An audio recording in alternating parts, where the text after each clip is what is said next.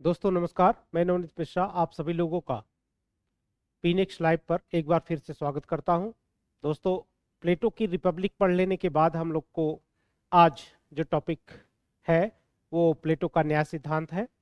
ये वीडियो जो है काफ़ी दिन बाद आ रहा है क्योंकि स्वास्थ्य कारणों से ये वीडियो संचालित नहीं कर पा रहे थे। क्लास की रिकॉर्डिंग नहीं हो पा रही थी या क्लास हो नहीं पा रही थी, पर अब कोशिश रहेगी कि ये सारी क्लासेस जो है रेगुलर रहें। तो आइए देखते हैं प्लेटो का न्याय सिद्धांत क्या है। Plato theory of justice.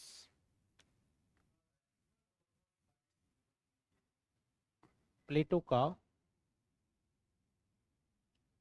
न्याय सिद्धांत।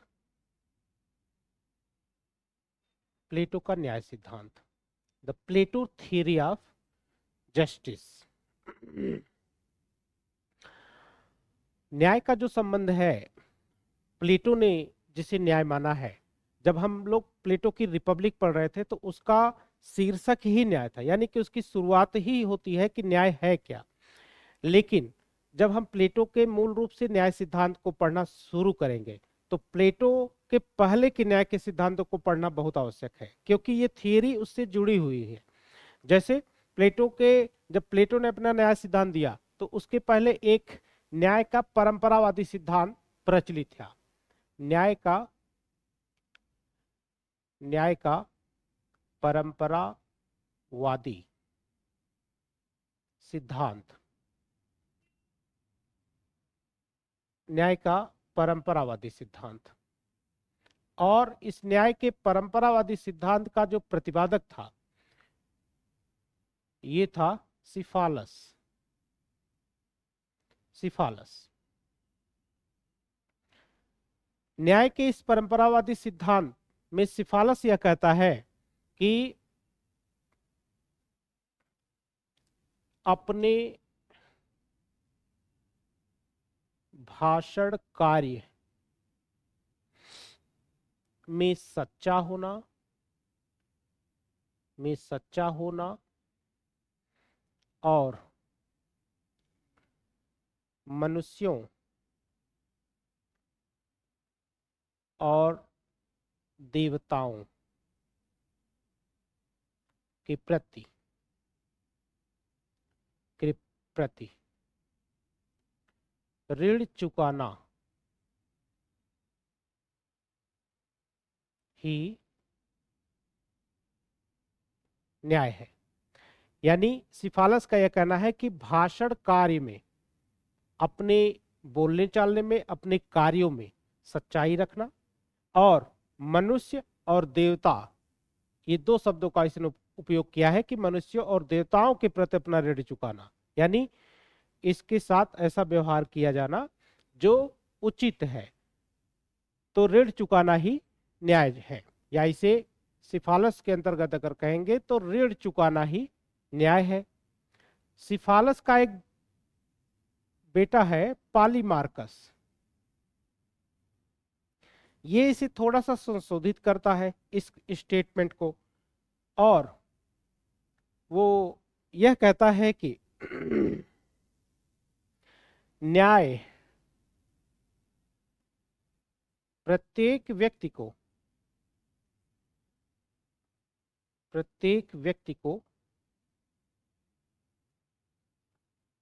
उसका उचित अधिकार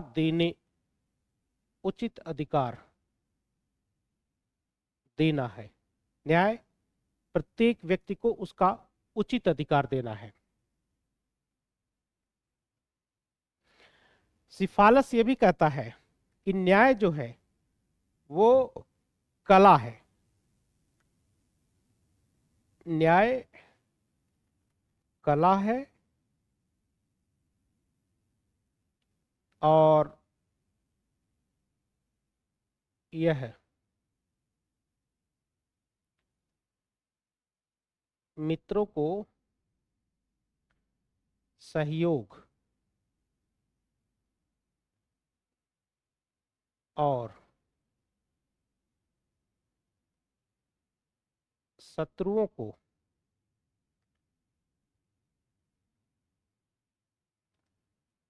अहित प्रदान करता है।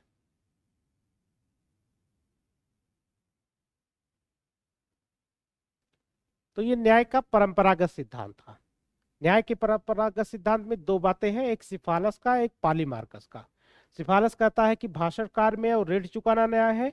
सिफालस कहता है, पॉलीमार्कस कहता है कि न्याय प्रत्येक व्यक्ति को उसका उचित अधिकार देने में है और यह एक कला है, और जो मित्रों को सहयोग और शत्रुओं को अहित प्रदान करता है। लेकिन प्लेटो ये कहता है कि ये जो जस्टिस है ये पर्याप्त नहीं है, और इसकी आलोचना करता है प्लेटो।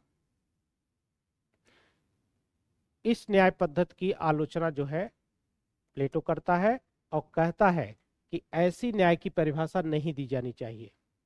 इसकी आलोचना प्लेटो द्वारा की गई है।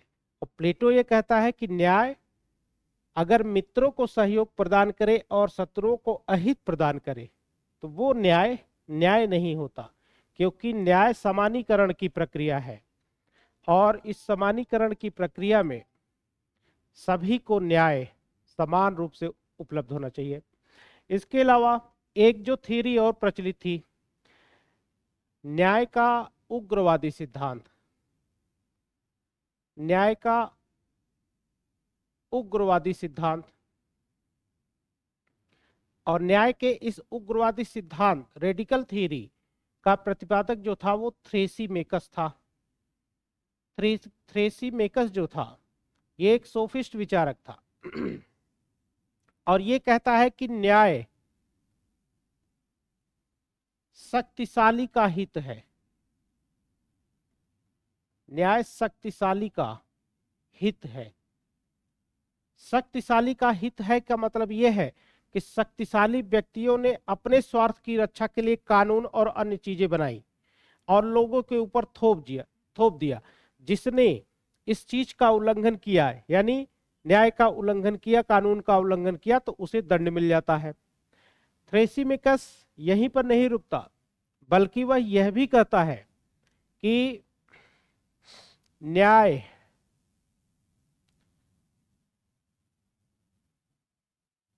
अन्यायी व्यक्ति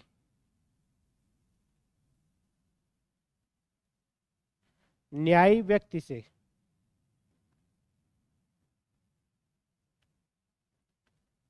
अधिक सुखी होता है।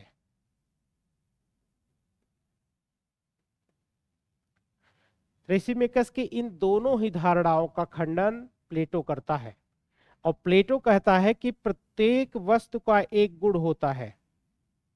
प्रत्येक वस्तु का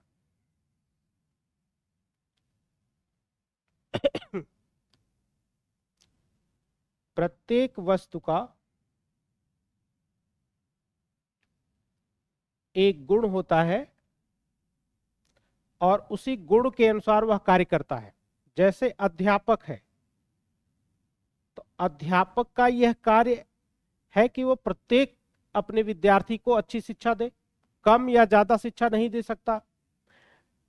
डॉक्टर है, डॉक्टर इलाज करता है, और अध्यापक वही है, डॉक्टर वही है जो प्रशिक्षित है, उस चीज में पारंगत है, अध्यापन कार्य में पारंगत है, डॉक्टर प्रशिक्षण लेकर के डॉक्टरी में पारंगत है। तो इसका एक गुण है कि ये इलाज हर संभव करेगा। इसलिए ये कहना कि न्याय केवल शक्तिशाली का हित है, ऐसा नहीं है। और ये भी कहना कि न्यायी व्यक्ति से अधिक सुखी नहीं हो सकता। जैसे प्रत्येक व्यक्ति का एक गुण है, और गुण में अगर अग्नि को देखें तो इसका क्या गुण है? जलाना।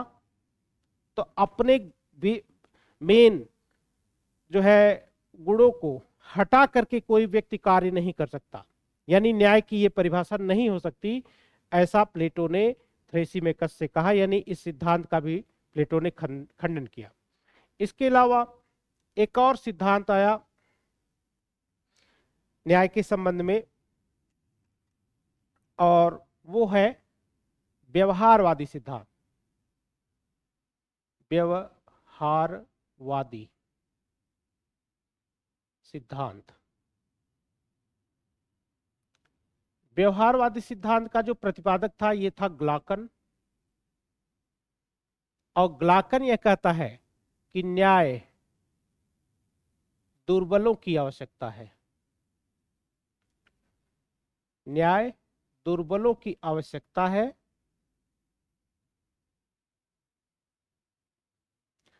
और यह भय की संतान है।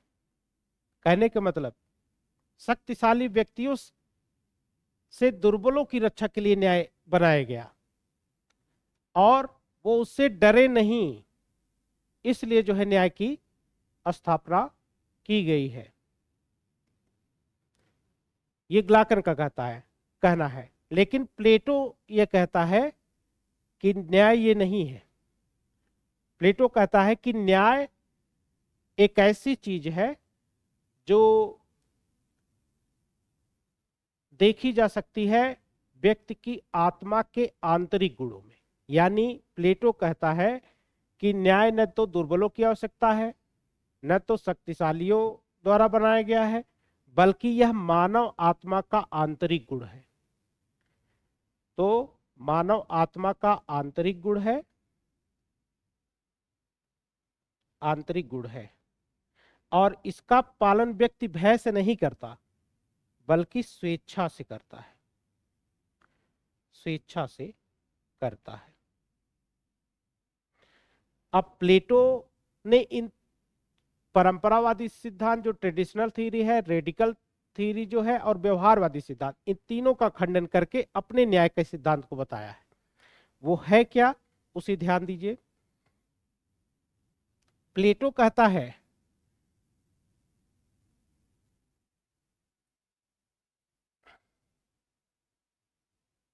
न्याय के संबंध में प्लेटो कहता है कि यह मानव आत्मा का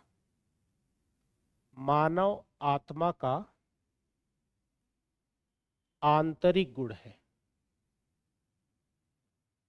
आंतरिक गुण है, और मानव आत्मा का आंतरिक गुण है, और व्यक्ति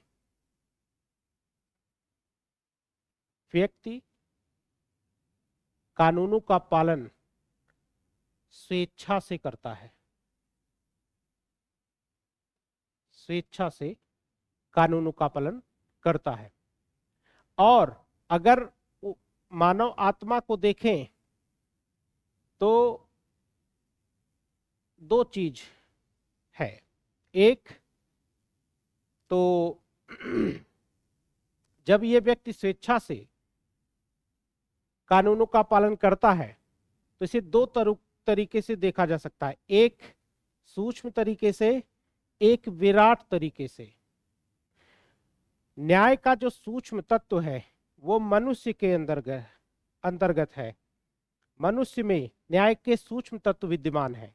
लेकिन अगर इसके विराट रूप को देखा जाए तो वो राज्य के अंतर्गत है। और राज्य का अध्ययन अगर कोई कर लेता है, राज्य का अध्ययन अगर कोई कर लेता है तो अपने आप वह न्याय का अध्ययन कर लेता है, न्याय की खोज कर लेता है, न्याय की खोज कर लेता है।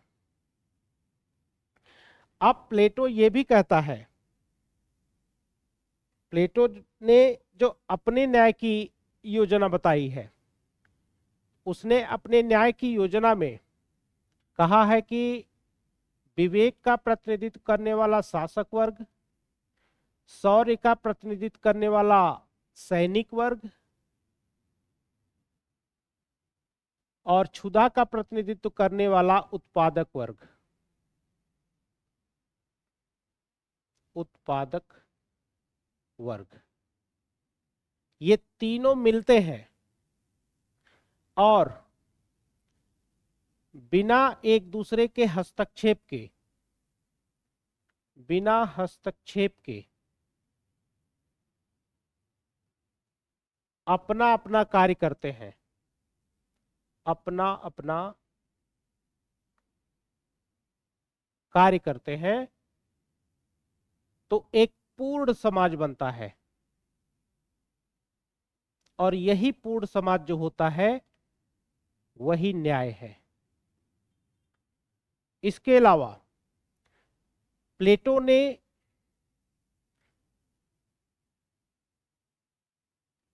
जो न्याय की धारणा प्रस्तुत की,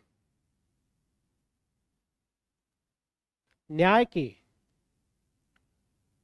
दो रूप बताए, न्याय के दो रूप बताए। एक व्यक्तिगत न्याय और दूसरा सामाजिक न्याय। जो व्यक्तिगत न्याय है ये मानव आत्मा के तीन तत्वों, मानव आत्मा के तीन तत्वों यानी क्षुधा, शौर्य और विवेक, क्षुधा, शौर्य और विवेक, इन तीनों की समरसतापूर्ण स्थिति बनाए रखने का नाम है, ये है व्यक्तिगत न्याय। और सामाजिक न्याय जो है वो ये जो समाज के तीनों वर्ग हैं, शासक वर्ग, सैनिक वर्ग और उत्पादक वर्ग, इन तीनों से पूर्ण समाज बनता है। और पूर्ण समाज जो है ये न्याय का प्रतीक है। ये जो पूर्ण समाज है, शासक वर्ग, सैनिक वर्ग और उत्पादक वर्ग, ये अपना अपना कार्य करते हैं और किसी के कार्य में हस्तक्षेप नहीं करते हैं, तो अपने आप न्याय की स्थापना हो जाती है। अब प्लेटो के न्याय की अगर विशेषता अगर देखना हो तो प्लेटो के न्याय सिद्धांत में अगर देखा जाए तो इसकी पहली विशेषता है अहस्तक्षेप के सिद्धांत पर आधारित है। ये अहस्तक्षेप, अहस्तक्षेप पर आधारित है। अहस्तक्षेप पर आधारित है। अहस्तक्षेप पर आधारित होने का मतलब यह है कि मनुष्य जो है किसी के कार्य में बिल्कुल बाधा नहीं डालेगा और वो अपना अपना कार्य करेगा। दूसरा, कार्य विशेषीकरण का सिद्धांत। कार्य विशेषीकरण का सिद्धांत का मतलब यह है कि प्रत्येक व्यक्ति को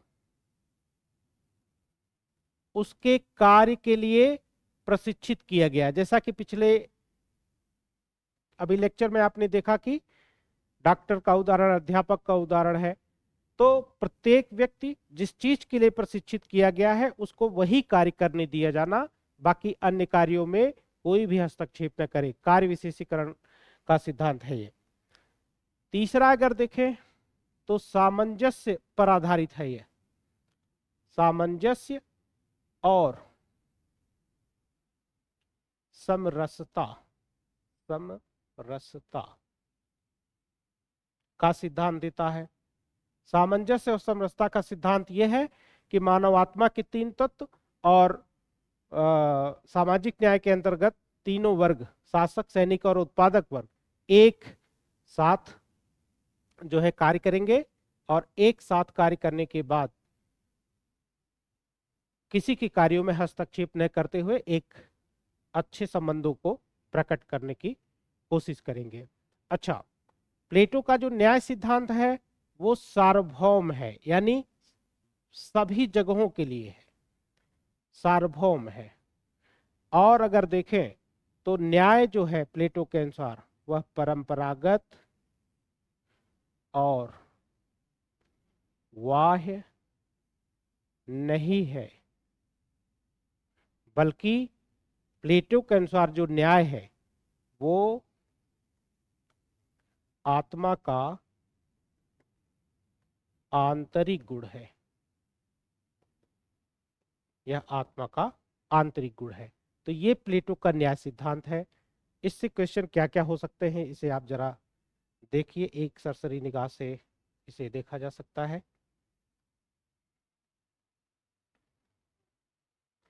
प्लेटो के न्याय सिद्धांत के पहले तीन सिद्धांत पहले थे, प्रचलित थे। एक परंपरावादी सिद्धांत, ट्रेडिशनल थियरी, इसका प्रतिपादक सिफालस है। सिफालस के अनुसार ऋण चुकाना न्याय है।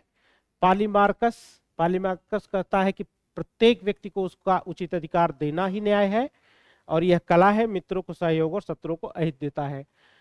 उग्रवादी सिद्धांत यानी रेडिकल थियरी को प्रस्तुत किया थेसीमेकस ने, जो एक सोफिस्ट विचारक था, और ये कहता है कि न्याय जो है वो शक्तिशाली का साधन है, शक्तिशालियों ने अपने हितों की रक्षा के लिए बनाया है। इसके अलावा ग्लाकन जो है वो व्यवहारवादी सिद्धांत प्रतिपादित करता है, और यह कहता है कि न्याय जो है वो दुर्बलों की आवश्यकता है और शक्तिशालियों से हितों की रक्षा के लिए जो है वो इसका विकास किया गया है। प्लेटो इन तीनों ही धारणाओं का खंडन करता है और अपनी न्याय की योजना प्रस्तुत करता है। अपने न्याय की योजना में प्लेटो यह कहता है कि प्लेटो का जो न्याय सिद्धांत है वो ये कहता है कि शासक वर्ग जो है विवेक का प्रतिनिधित्व करने वाला, सैनिक वर्ग जो है शौर्य का प्रतिनिधित्व करने वाला, उत्पादक वर्ग क्षुधा का प्रतिनिधित्व करने वाला जो है, यदि ये एक साथ तीनों आ जाएं और अपने अपने कार्यों को करें और किसी के कार्यों में हस्तक्षेप न करे तो एक पूर्ण समाज बनेगा, और ये पूर्ण समाज जो होगा वो न्यायशील समाज होगा। इसके अलावा प्लेटो ने न्याय के दो रूप बताए, एक व्यक्तिगत न्याय, दूसरा सामाजिक न्याय। व्यक्तिगत न्याय का मतलब यह है कि मानव आत्मा के तीन तत्वों क्षुधा, शौर्य और विवेक की समरसतापूर्ण स्थिति, और सामाजिक न्याय का मतलब है कि तीनों ही वर्ग अपने कार्यों को करे और किसी के कार्यों में हस्तक्षेप न करे, तो यही न्यायशील समाज है। और उसके अलावा अगर देखें इसकी विशेषता को, तो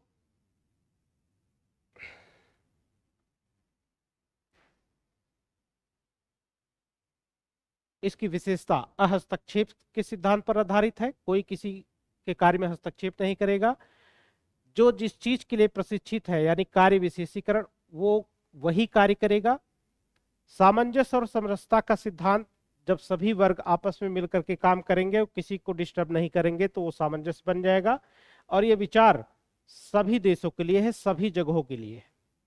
और न्याय को प्लेटो ने व्यक्ति की आत्मा के आंतरिक गुण बताया है, और व्यक्ति की आत्मा के आंतरिक गुणों में दो चीजों को बताया है, एक सूक्ष्म और दूसरा विराट।